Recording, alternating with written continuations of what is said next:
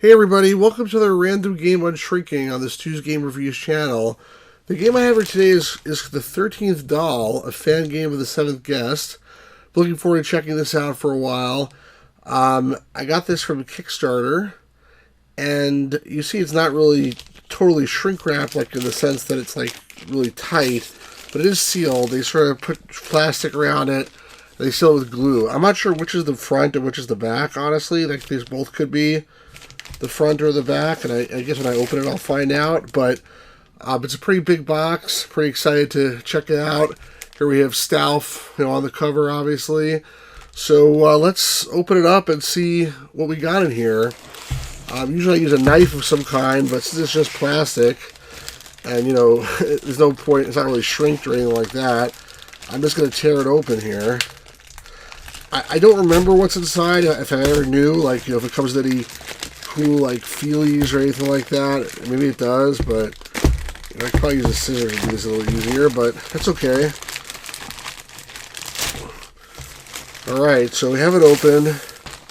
Let's get rid of this plastic.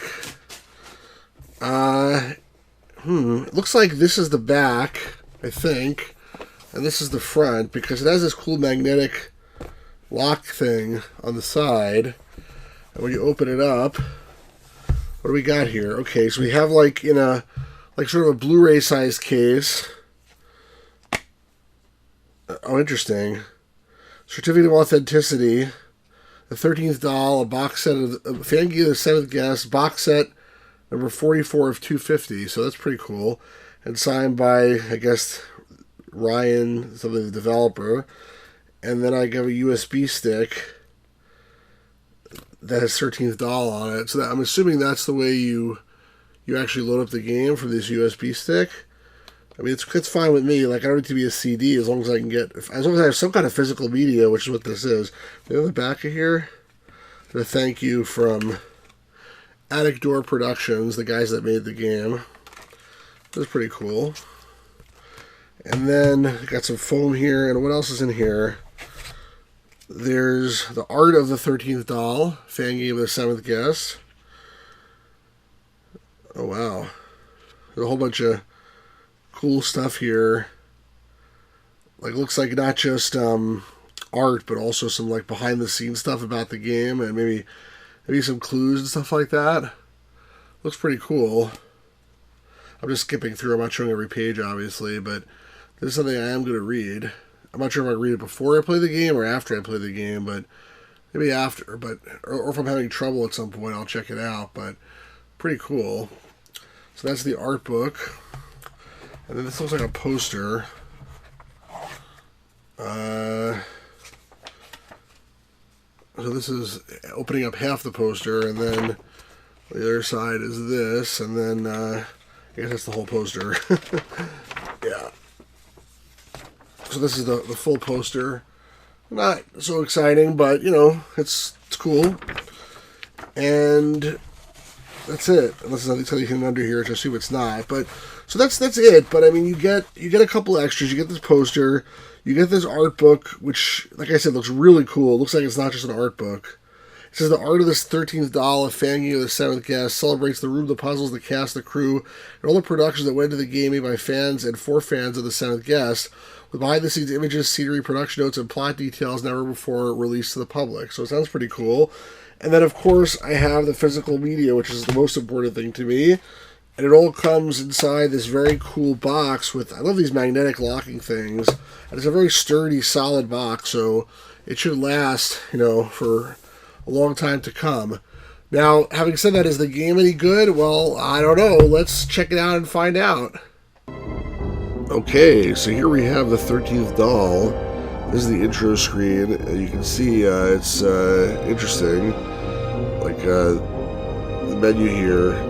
I mean, the interesting thing about this is just the way the sky is like sort of rotating around. I'm not sure like what it thinks the topology of the globe is, but maybe this point is everything revolves around Stauf's house. I don't know.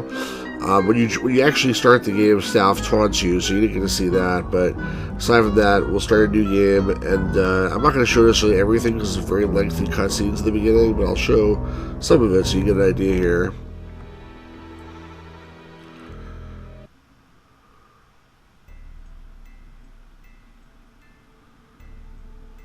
old man Stauf built a house. So reminiscent of the seventh guest, if you remember that. 7 guests arrived one night. Their screams the only noise. Except the narrator's voice is not as good. I think it was read by Stauf for the seventh guest. Scurrying round the haunted house. My, the guests took deadly falls. But brave young Tad climbed the attic stairs, facing many a fright. This is different, obviously. His sacrifice freed countless souls, released into the moonlit night. And while Tad's life perished with them, there's one thing you should know. Though he saved so many others, the house won't let him go. So what does that mean, the house won't let him go? And to find out. So there's Tad from the end of the seventh guest. He just sort of killed Stauf. You know, the kid looks similar, not exactly the same, but now he's going to try to run out. He encounters some dolls that try to grab him on the way out. They actually went out the door. So he escaped the house, it looks like. Seemingly. Now he transitions to Tad in the present. Is he wearing the same clothes? That's supposed to be the same clothes? I'm not sure. But he's in an insane asylum. So it's like the house won't let him go. Not that he's necessarily physically trapped in the house, but he can't get it out of his life because he's insane since that moment. It's an interesting setup for interesting premise, interesting setup. We'll see if it maintains its the premise as we go along. Graphics look pretty good. Not amazing, but pretty good. Although they do get better, and you'll see what I mean by that. We're sort of backing up here to Deepwood Sanitarium for the mentally insane.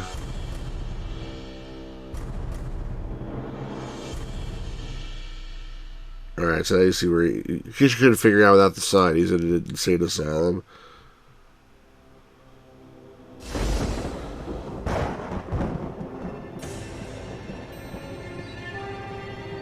Now we get the credits.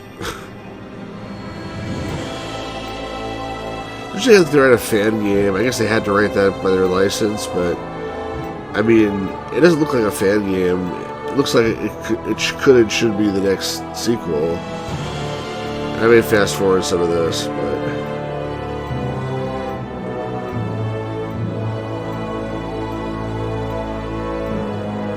music definitely is reminiscent of the seventh guest.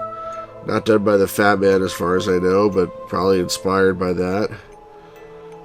Obviously Robert Hirschboeck is the guy who played Stauf, and it looked like he was one of the writers too, so that's promising, I think. 31 years I've worked at this asylum. Alright, so now we meet these two. No wonder you want to retire. These two psychologists or psychiatrists who work in the asylum. It's a lot like you when I started here. And by the way, subtitles you can enable. They're not on by default. You see they're out here. Naive. What if this older guy basically is like, these guys can't be cured. We should just like medicate them. The young guy's idealistic and he wants to actually help the patients. My mother, actually. This guy Richmond. When I was 13, she started having these breakdowns.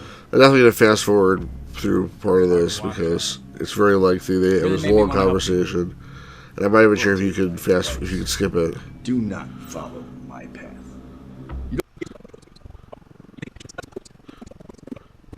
Tad Gorman. A young Tad. So Tad, interesting. Is convinced that he's trapped in old man Stauf's haunted mansion.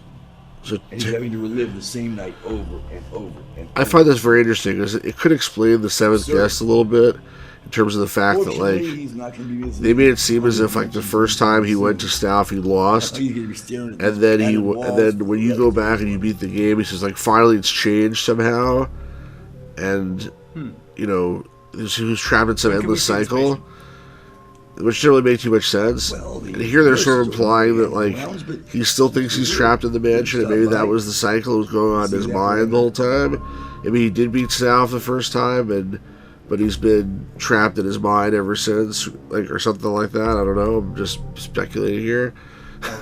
Looks like he's asleep. We can come back another time. Nonsense. Evan, please. I looked at the art book to see if there's any insights, but it said there's spoilers and don't read it until after you've beaten the game. We call the shots, not the patients.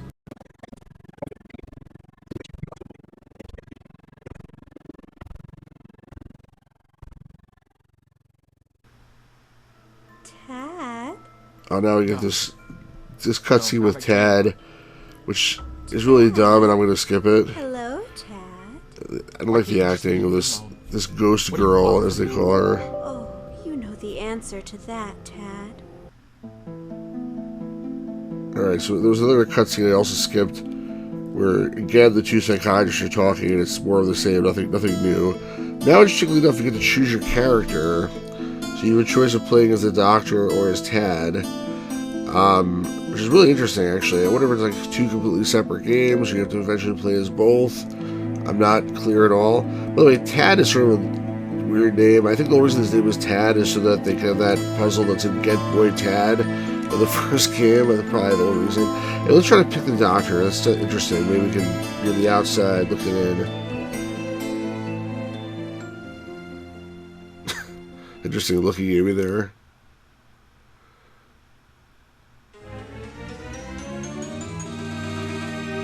Now here's where I say the graphics look better, because as you can see, it's not anymore these like you know, look around node walking, but you have full 3D movement, and you can walk around as in any like true 3D game. So it's pretty freaking awesome from that perspective. There was some kind of rats in the asylum. Not that like this environment like is so looks so good. Like I think the textures on the walls and stuff leave a little bit to be desired, but it's way more immersive just from the fact that you can walk through it like this. And you start off like looking at this door, which is supposed to be your office. I might as well try to go in there and check it out. And this part is like an animated sequence as you transition from one location to the next. But now I'm inside his office, and once again I have full 3D movement. I think that's the door out, because behind me there's no door. But just like in the Seventh Guest, you can have like an animated scene here. So click on that. I mean, it's not much. It's just his globe thing spinning around. But then also, there's a puzzle over here, interestingly enough. So I'm not in Stauf Mansion. I'm in my office, but I have a puzzle. So let's check that out. Tad Gorman. It's Tad's file. I wonder what's in his file.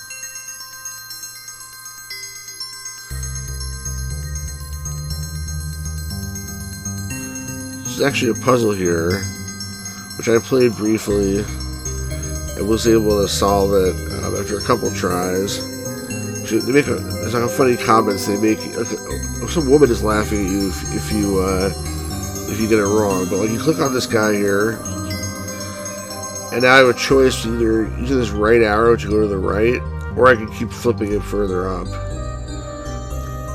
But you can't. It says it's a finite length, and you can't flip it indefinitely. So this is sort of how this thing works. I already figured it out, so I'm just going to do it. But that's the idea of this puzzle. It's wonderful to see you're not letting your education get in the way of your ignorance. So I'm being taunted while I'm playing.